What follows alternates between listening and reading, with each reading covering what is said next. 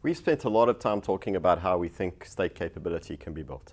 We've spent a lot of time talking about the importance of problems, the importance of iteration and experimentation, the importance of learning, the importance of multi-agent leadership, the importance of empowering new ideas in old systems. One of the questions that hopefully you're asking as you're listening to all of this is, how do you measure success? How do we know if a country is actually building its capability over time? Now, in the last 20 years, the measure of success in the area of public sector reform and government capability and capacity building have been indicators called governance indicators. And these indicators are brought out by most of the multilateral organizations and a bunch of other players.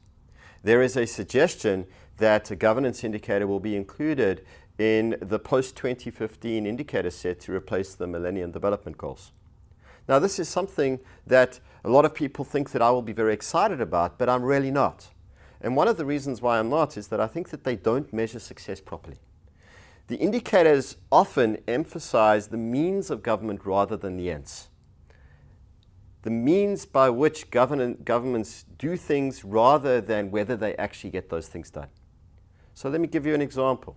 Most of the governance indicators see low regulation as a good thing and high regulation as a bad thing.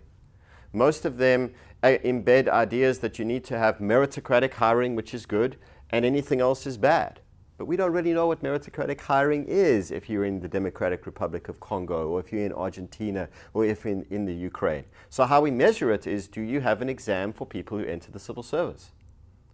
Well, people who've written exams know that exams and even performance on exams doesn't mean anything about merit.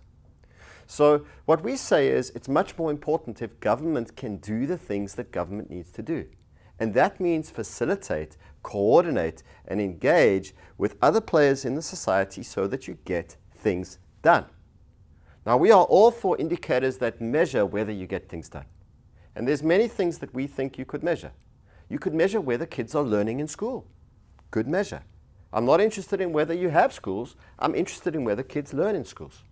You could measure whether or not kids are staying alive until they're 5 years old. Not whether you have a lot of pharmaceuticals and drugs available to treat kids. Because oftentimes you have them available, but they don't get to the kids.